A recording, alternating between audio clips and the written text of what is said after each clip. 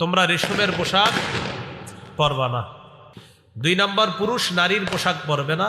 3 number, নারী পুরুষের পোশাক পরবে না। পুলিশ না বলে নিষেধ করে দিছে এটা আজকে। এটা নাকি ধরা খেলে 1 মাসের জেল হবে। কয় মাস? হ্যাঁ, আজকে পুলিশ বললো, এটা শুনলাম। হ্যাঁ, এক তাগুত ছেড়ে আর এক তাগুত ধরলে পরিণতি এটাই হবে। এক তাগুত ছেড়ে আরেক তাগুত ধরা, বৃষ্টি থেকে বাঁচার জন্য ঝর্ণার নিচে দাঁড়ানো। এজন্য আমরা তাগুত থেকে এখনো মুক্ত হতে পারিনি। খেলাফত ব্যবস্থা ছাড়া মুসলিম জাতির ভাগ্যের পরিবর্তন হতে পারে না। এই জন্য ওইদিকে মুসলিম জাতি এগিয়ে যেতে হবে। তো লানা রাসূলুল্লাহ সাল্লাল্লাহু আলাইহি সাল্লাম, না না থাক, কিছু বলেন না, মাদ্রাসার উপরে টার্গেট নিবে। অসুস্থ, দেশের শত্রু এরা, এগুলা নিঃসন্দেহে অসুস্থ। আমার ক্ষমতা থাকলে এদেরকে আমি পাবনা ভর্তি করাইতাম, সত্যি। কারণ পাগল ছাড়াই কাজ কেউ করে না। আর যাদের বাপ মা শুনতেছেন, আপনার সন্তান পাগল, আপনার সন্তান পাগল বলে আতশবাজি ফুটাচ্ছে। এই পাগল সন্তান তাড়াতাড়ি পাগলাখানায় ভর্তি করেন। পাগল ছাড়া এই কাজ কেউ করবে না।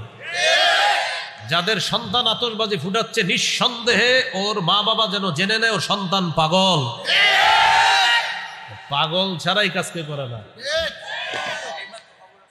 ইন্নামা বাআসতু বিহা ইলাইকা লিতুশাক্কিকাহা খুমরান বাইনান নিসা।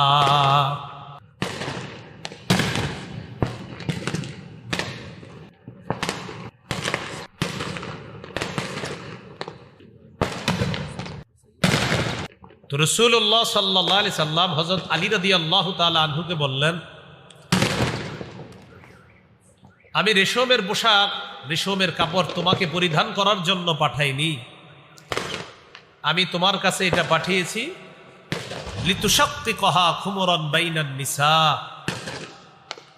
তুমি এটা টুকরা টুকরা করে নারী সদস্য যারা আছে তাদেরকে ওড়না হিসাবে ব্যবহার করার জন্য দিবা, এই জন্য এটা পাঠিয়েছি।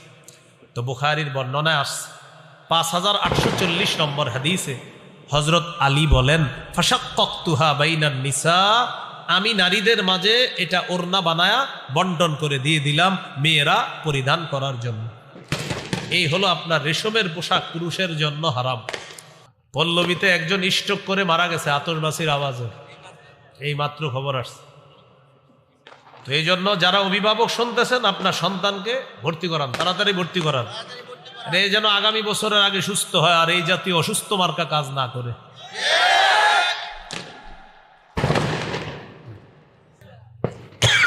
এই পাপের বোঝা নিয়ে কোথায় যাবে? কবরে যাবে।